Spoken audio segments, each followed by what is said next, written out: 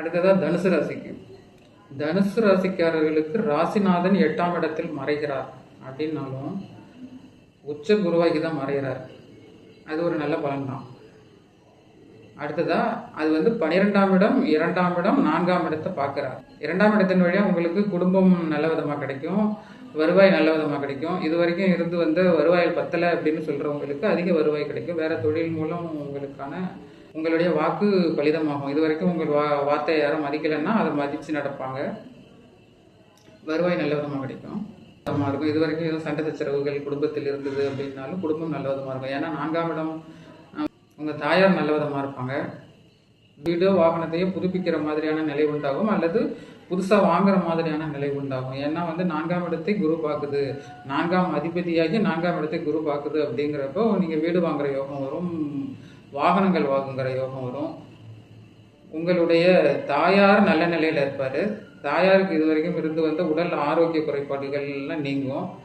அடுத்ததாக நீங்கள் இளம் வயதில் இருந்தீங்க அப்படின்னா உங்களுக்கு கல்வி நல்ல விதமாக கிடைக்கும், தரமான கல்வி கிடைக்கும். இது வரைக்கும் படிக்க முடியலன்னா கூட இந்த படிப்பை தொடர முடியல இது வரைக்கும் அப்படின்னா இதுக்கு மேலே அது தொடர்றதுக்கான வாய்ப்புகள் உண்டு.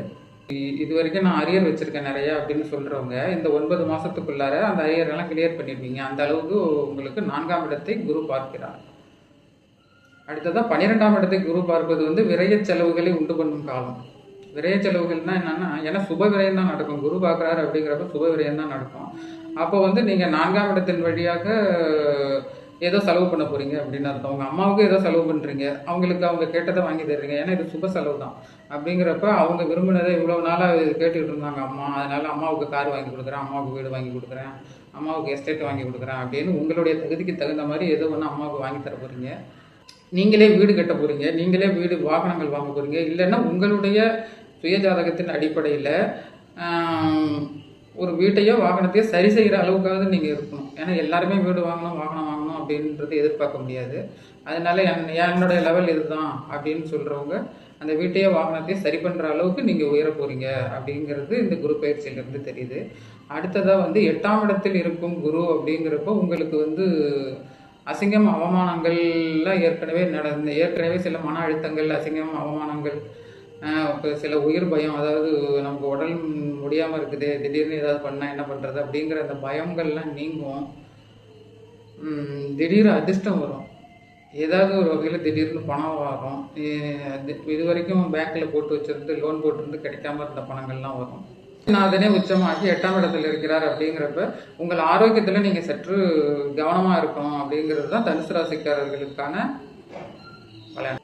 இப்போது மகர ராசிக்கு ராசியை குரு பார்க்குறாரு, 11ஆம் இடத்தை பார்க்குறாரு, 3ஆம் இடத்தை பார்க்குறாரு 7ஆம் இடத்திலிருந்து.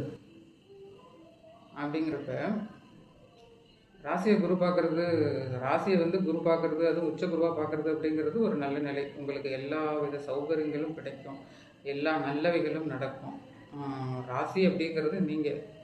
அப்போது உங்களுக்கான எல்லா வழிகளும் திறந்து விடப்படுகிறது. உங்களுக்கு நல்லவை நடக்கணும் அப்படிங்கிறதுக்கான எல்லா வழிகளும் திறந்து விடப்படுகிறது அப்படின்னு தான் அர்த்தம். உங்களுக்கான வெற்றிகள் கிடைக்கிறது. ஏன்னா 3ஆம் இடத்தை குரு பார்க்குறாரு அப்படிங்கிறப்போ உங்கள் முயற்சிகள் நல்ல விதமாக நடக்குது, நீங்கள் நல்ல விதமாக முயற்சி எடுக்கிறீங்க, அதன் மூலம் வெற்றி பெறுறீங்க அப்படின்னு அர்த்தம். உங்களுக்கான லாபம் கிடைக்குதுன்னு அர்த்தம், உங்களுக்கான புகழ் கிடைக்குது அப்படின்னு அர்த்தம். நீங்கள் எவ்வளவு எஃபர்ட் போடுறீங்களோ அந்த அளவுக்கான வெற்றியும் புகழும் உங்களுக்கு கிடைக்குது அப்படிங்கிறது தான் இதோட பலன்.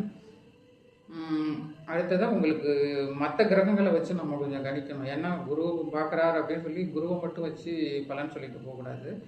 உங்களுக்கு மகர ராசிக்காரர்களுக்கு 2ஆம் இடத்துல ராகு இருக்கிறது ஒரு சங்கடமான சூழ்நிலை தான். ஏன்னா வாழ்க்கையை பாதிக்கும், உங்களுடைய வார்த்தைக்கு மதிப்பு இல்லாமல் போகும். இன்றைக்கி ஒன்று சொல்லுவீங்க, நாளைக்கு ஒன்று பேசுவீங்க, அதனால் உங்கள் வார்த்தை மதிக்கப்படாமல் போகும், வருவாய் குறையும். இந்த நிலையெல்லாம் இன்னும் ஒரு டிசம்பர் மாதம் வரைக்கும் தொடர்ந்துட்டு தான் இருக்கும். ஆனாலும் ராசிநாதனை குரு பார்க்குறதும் உங்களுடைய ராசியை குரு பார்க்குறதும் ஒரு நல்ல நிலை.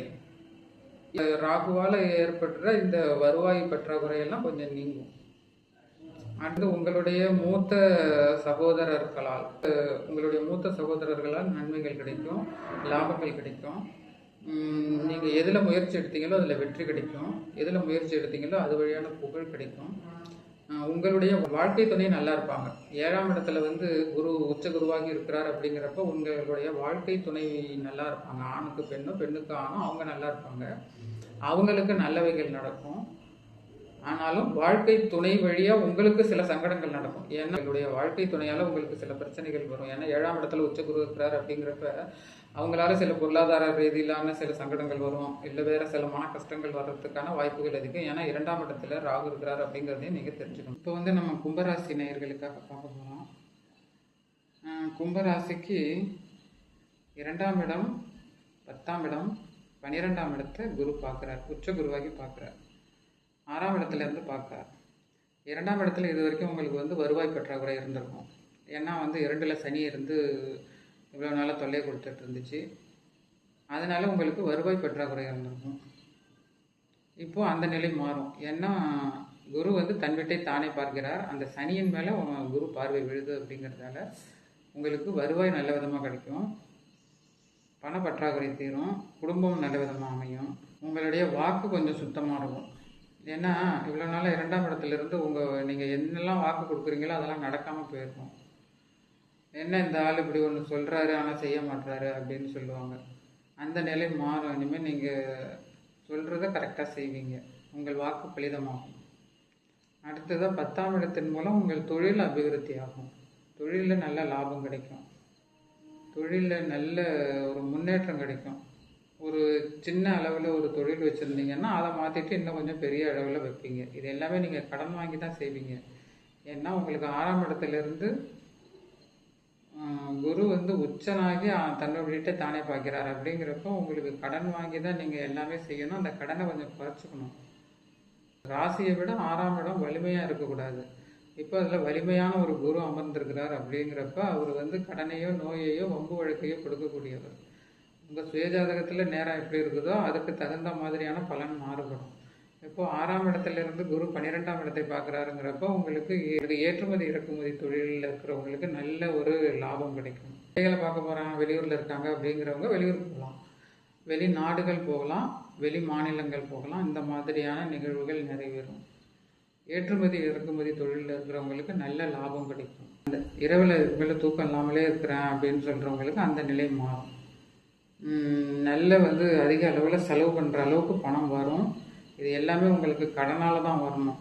ஏன்னா 6ஆம் இடத்தை வந்து குரு பார்க்குறார். அப்படிங்கிறப்ப அதிக அளவு கடன் வரும், நோய் வரும், எதிரிகள் வருவார்கள்ங்கிறத நீங்கள் ஞாபகம் வச்சுக்கணும். அதனால வந்து எனக்கு சிஎம்ஐ தெரியும், எனக்கு பிஎம்ஐ தெரியும் அப்படின்னு சொல்லிட்டு அடுத்தவங்ககிட்ட வீராப்பு பேசக்கூடாது, எதிரிகளை உண்டு பண்ணக்கூடாது. ஏன்னா உங்கள் வாய் வார்த்தையால் நீங்கள் எதிரிகளை உண்டு பண்ணுவீங்க.